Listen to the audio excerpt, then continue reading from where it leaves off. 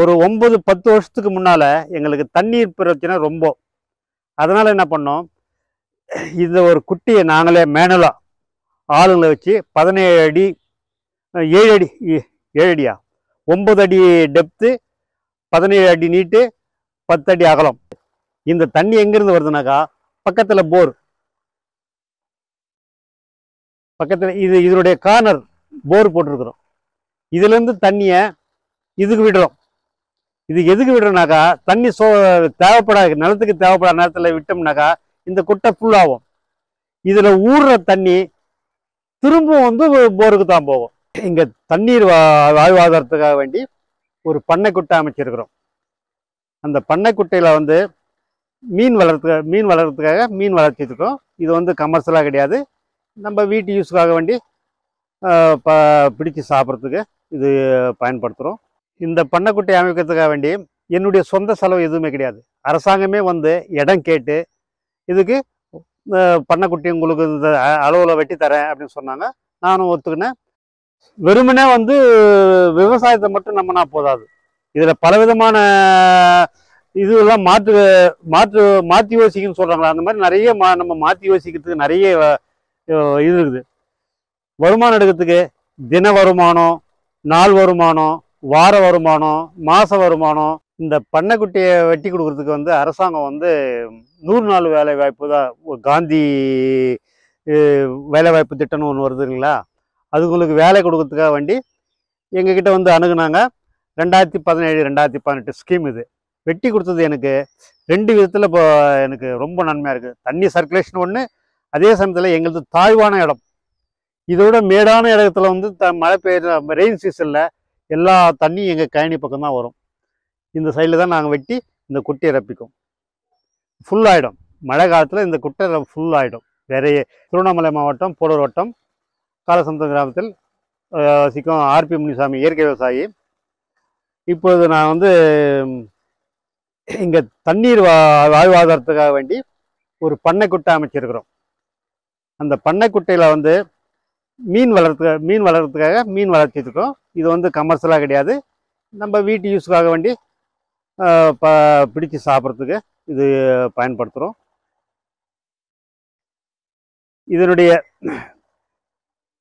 இது மீன் குட்டைக்கு மட்டும் அல்ல, என்னுடைய தண்ணீர் வாழ்வாதாரத்துக்காக வேண்டி இது முகம் துணையாக இருக்குது. எப்படின்னா, இப்போ தண்ணீர் இது குடிச்சிட்டு இருக்குது.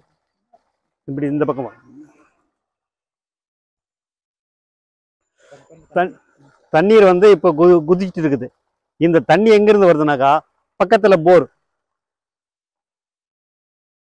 பக்கத்தில் இதனுடைய கார்னர் போர் போட்டிருக்கிறோம். இதுலேருந்து தண்ணியை இதுக்கு விடுறோம். இது எதுக்கு விடுறோம்னாக்கா தண்ணி தேவைப்படாது, நிலத்துக்கு தேவைப்படாத நேரத்தில் விட்டோம்னாக்கா இந்த குட்டை ஃபுல்லாகும். இதில் ஊறுற தண்ணி திரும்பவும் போருக்கு தான் போகும். அது சைக்கிளிங். குட்டையில் வரும், குட்டையிலேருந்து ஊறுற தண்ணி மொத்தமே பக்கத்திலே இருக்குது. ஒரு கார்னரில் ஒரு 3 அடி தூரத்தில் தான் போர் உருவாக்கிக்கிறோம். அந்த போருக்கே போகும். இது ஒரு சர்க்குலேஷன் மாதிரி, தண்ணி சர்க்குலேஷன் மாதிரி நடந்துருக்குது. இதில் வாத்து விட்டு இருக்கிறோம். வாத்து விட்டு அது நாய்கள் தொந்தரவுலாம் போயிடுச்சு. இப்போ திரும்ப ஃபென்சிங் போட்டு இதில் வாத்து வளர்க்கலாம்னு ஒரு அபிப்பிராயத்தில் இருக்கிறோம். வாத்து வளர்க்குறது உபத்தொழில். வெறுமனே விவசாயத்தை மட்டும் நம்பினா போதாது. இதில் பலவிதமான இதெல்லாம் மாற்றி யோசிக்கணும்னு சொல்கிறாங்களா, அந்த மாதிரி நிறைய நம்ம மாற்றி யோசிக்கிறதுக்கு நிறைய இது இருக்குது. வருமானம் எடுக்கிறதுக்கு தின வருமானம், நாள் வருமானம், வார வருமானம், மாத வருமானம், நிரந்தரமான வருமானம், அந்த மாதிரி வகையில் நிறைய பயிர் செய்தாகணும். வெறும் விவசாயத்தை மட்டுமே நம்பி இருந்தாக்கா அது கொஞ்சம் தோல்வியில் தான் போய் நிற்கும். இந்த பண்ணைக்குட்டியை வெட்டி கொடுக்கறதுக்கு அரசாங்கம் 100 நாள் வேலை வாய்ப்பு தான், காந்தி வேலை வாய்ப்பு திட்டம்னு ஒன்று வருதுங்களா, அதுங்களுக்கு வேலை கொடுக்கறதுக்காக வேண்டி எங்ககிட்ட அணுகுனாங்க. 2017-2018 ஸ்கீம் இது. அந்த சமயத்தில் என்னை இடம் கேட்டாங்க. சரி எடுத்துக்கலாம் அப்படின்னு சொல்லிட்டு இடத்த மார்க் பண்ணி கொடுத்தேன். அவங்க 100 நாள் வேலை வாய்ப்பில் இருக்கிற அவங்கள வச்சு பண்ணைக்குட்டியை வெட்டி கொடுத்தாங்க. வெட்டி கொடுத்தது எனக்கு 2 விதத்தில் இப்போ எனக்கு ரொம்ப நன்மையாக இருக்குது. தண்ணி சர்க்குலேஷன் ஒன்று, அதே சமயத்தில் எங்களது தாழ்வான இடம். இதோட மேடான இடத்துல வந்து மழை பெய்யுற ரெயின் சீசனில் எல்லா தண்ணியும் எங்கள் கழனி பக்கம் தான் வரும். இந்த சைடில் தான் நாங்கள் வெட்டி இந்த குட்டையை ரப்பிக்கும். ஃபுல்லாகிடும் மழை காலத்தில் இந்த குட்டை ஃபுல்லாகிடும். வேற தண்ணி வந்து எங்கள் கழனியில் வர தண்ணி எந்த இடத்துலையும் வேஸ்ட் ஆகாது. அந்த அளவுக்கு நாங்கள் இதை மெயின்டைன் பண்ணின்னு இருக்கோம். இந்த பண்ணைக்குட்டை அமைக்கிறதுக்காக வேண்டி என்னுடைய சொந்த செலவு எதுவுமே கிடையாது. அரசாங்கமே வந்து இடம் கேட்டு இதுக்கு பண்ணைக்குட்டி உங்களுக்கு இந்த அளவில் வெட்டி தரேன் அப்படின்னு சொன்னாங்க. நானும் ஒத்துக்கினேன். என்னுடைய டாக்குமெண்ட் என்ன கொடுத்தேன்னாக்கா, நான் வந்து 100 நாள் வேலை செய்யறதுக்காக வேண்டி ஒரு கார்டு கொடுப்பாங்க. அந்த கார்டு சப்மிட் பண்ண இடத்த கொடுத்து அவங்க வந்து இந்த அளவுக்கு ஒரு குட்டையை வெட்டி கொடுத்துட்டு போயிருக்காங்க. இதனால் எனக்கு ரொம்ப ரொம்ப நீர் வளத்துக்கு ரொம்ப ஆதாரமாக இருக்குது. இதற்கு முன்னால் வந்து அரசாங்கம் எனக்கு வெட்டி கொடுத்த பண்ணைக்குட்டியை பற்றி பார்த்தோம். இந்த குட்டை வந்து நாங்களாம் எங்கள் சொந்த யூஸுனாக்கா இதுவும் தண்ணீருக்காக வேண்டி தான் பயன்படுத்தணும். ஒரு 9-10 வருஷத்துக்கு முன்னால் எங்களுக்கு தண்ணீர் பிரச்சனை ரொம்ப. அதனால் என்ன பண்ணோம், இந்த ஒரு குட்டியை நாங்களே மேனுவலாக ஆளுங்களை வச்சு 17 அடி 7 அடி 7 அடியா 9 அடி டெப்த்து 17 அடி நீட்டு 10 அடி அகலம் இந்த அளவில் ஒரு குட்டையை வெட்டி இதுக்குள்ள தண்ணி தேக்கி இந்த தண்ணியை நாங்கள் வந்து கேணிக்காக விடலாம். தண்ணி ஊறி போய்டுன்னு சொல்லிட்டு என்ன பண்ணோம், இந்த தர்பால் இதில் வந்து 10 வருஷம் கேரண்டின்னு சொல்லிட்டு வர வச்சோம். தார்பால் கம்பெனியை 10 வருஷம் கேரண்டி கொடுத்து இந்த தார்பால் அனுப்பியிருக்காங்க. இதில் வந்து தண்ணி வந்து ஸ்டோரேஜ் ஆகிடும். அதாவது மெல்லிஸாக வரும் தண்ணி. அப்போலாம் ஒரு நைட்டு ஃபுல்லாக வந்து மோட்ரு ஓடிச்சுனாக்கா இது ஃபுல்லாகும். அதன் பிறகு பகலில் அதிலிருந்து 5 HP மோட்ரு போட்டு எல்லா கேணிக்கு விடுவோம். இதனுடைய இது என்னன்னாக்கா, தண்ணி வந்து வேகமாக போய் பாயும். குறைஞ்ச தண்ணியை வந்து கேணிக்கு பாயாது. இந்த மாதிரி அதிக கனமான தண்ணியை வந்து 5 HP மோட்ரு போட்டு விட்டோம்னாக்கா தானாக போய் பாஞ்சி இதுக்கு வந்து இதுக்கு வந்து செலவு வந்து ஒரு தற்பாலும் ஒரு 15,000, வெட்டுறதுக்கு வந்து ஒரு 20,000 35,000 ஆச்சு.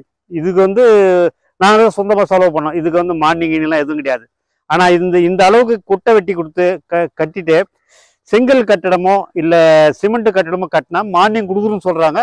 இந்த தற்பாலுடைய லைஃப் போயிட்ட பிறகு திரும்ப இந்த குட்டியை தூர்வாரி கரெக்டாக அளவுக்கு கொடுத்து எந்த அளவுக்கு வெட்டினாக்கா உங்களுக்கு மார்னிங் கிடைக்குமோ அதெல்லாம் விசாரிச்சுட்டு செய்யலான்னு ஒரு யோசனை இருக்கும். இதற்கு முன்னால் நீங்கள் மீன் குட்டையில் பார்த்தீங்களா, அந்த தண்ணி தான் நாங்கள் வந்து நடு வயல்களாக விடுவோம். அதனுடைய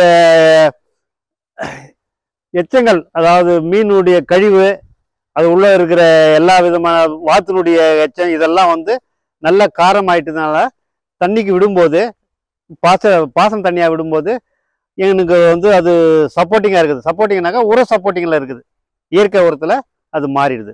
அடுத்து வந்து இயற்கை விவசாயம் செய்கிற ஆர்வம் உள்ள விவசாயிங்க என்ன பண்ணலாம், இந்த மாதிரி நான் வெட்டுறதுக்காகன்னு சொல்ல, ஒவ்வொருத்தரும் ஒரு சின்ன குட்டை அது வந்து தண்ணீர் தேங்கி நிற்கிறதுக்கும் ஒரு வாய்ப்பு இருக்குது. அது நெக்ஸ்ட் வந்துட்டு கொஞ்சம் மீன் விட்டு வச்சுருந்தோம்னாக்கா நமக்கு தேவையான மீன் பசங்க பிடிச்சி சாப்பிட்றதுக்கு எது வந்து உதவுது.